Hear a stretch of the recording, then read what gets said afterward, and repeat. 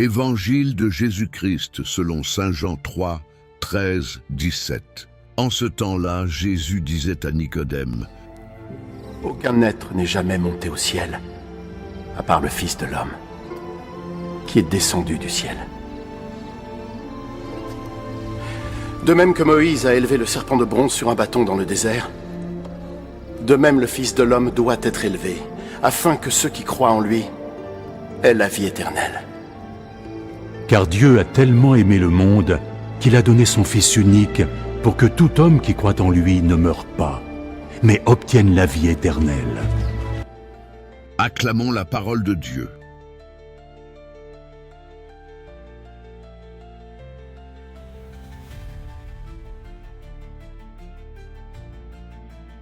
La fête de la croix glorieuse.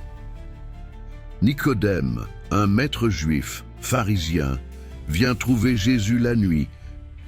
Jésus parle de « naître d'en haut », de l'esprit.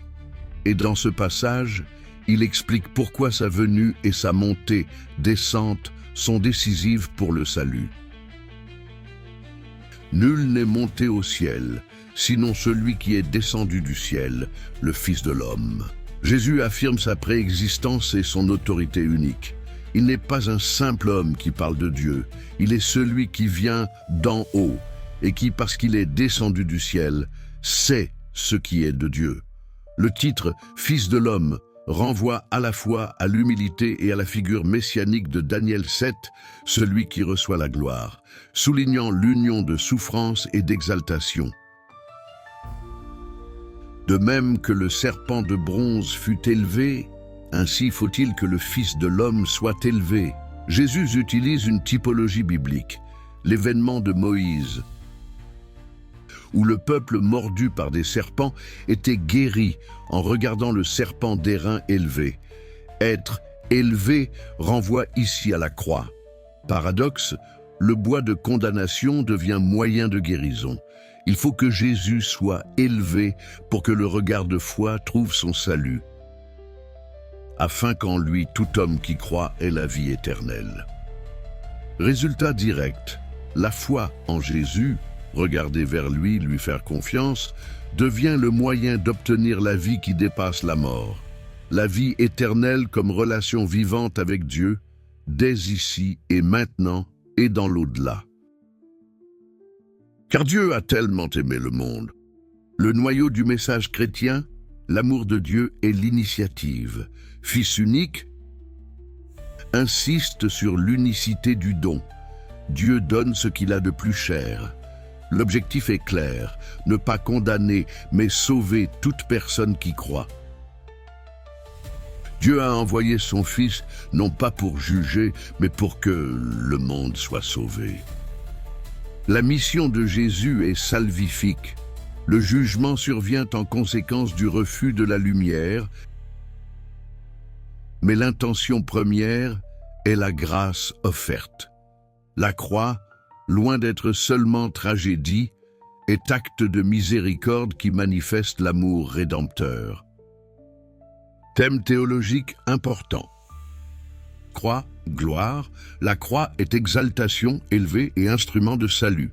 Universalité de l'offre, le monde, quiconque croit, l'invitation est large.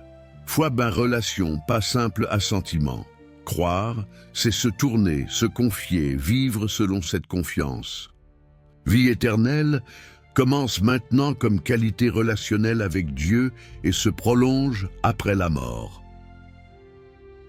Comment vivre ce passage au quotidien? Pratique concrète? Voici des habitudes concrètes, simples et adaptables. Regardez vers la croix dans l'épreuve. Quand vous êtes mordu, peur, faute, maladie, découragement, faites le geste intérieur.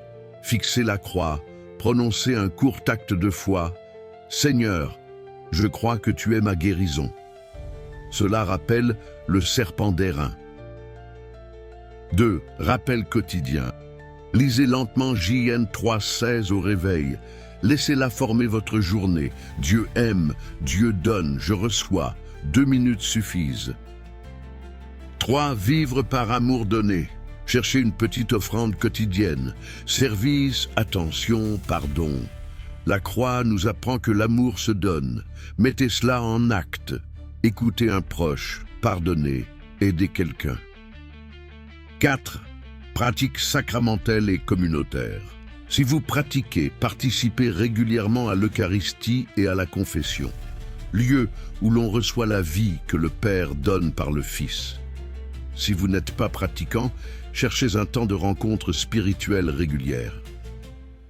5. Méditation et examen. Le soir, 5-10 minutes pour relire la journée. Où ai-je regardé la croix? Où ai-je refusé l'amour? Demandez la grâce de mieux croire demain. 6. Témoignez par compassion, pas par condamnation. Quand vous parlez de foi, faites-le avec miséricorde. L'objectif n'est pas de juger, mais d'offrir la bonne nouvelle. 7. Répétez un court acte de foi dans l'action. Avant une décision difficile ou une souffrance, « Seigneur, je me confie à toi ». Un acte de foi transforme l'angoisse en attente confiante. Prière pour la fête de la croix. Seigneur Jésus, Fils de l'homme, toi qui es descendu du ciel pour nous rejoindre, tu as été élevé sur la croix afin que nous regardions et que nous vivions. Père, toi qui as tant aimé le monde, donne-nous un cœur qui accueille ce don. Quand la vie nous mord et nous fait peur, que nos yeux se tournent vers la croix, signe de guérison et d'espérance. Que notre foi ne soit pas un mot vide, mais un amour agissant, nous donnant à ceux qui souffrent, pardonnant à ceux qui blessent, portant notre croix avec confiance. Ne permets pas que nous vivions pour condamner, mais fais-nous instruments de ta miséricorde, pour que par nous le monde découvre ta voix qui sauve. Donne-nous la grâce de croire chaque jour davantage, de recevoir ton don et d'en être témoin dans la douceur. Par Jésus crucifié et relevé maintenant et à jamais. Amen.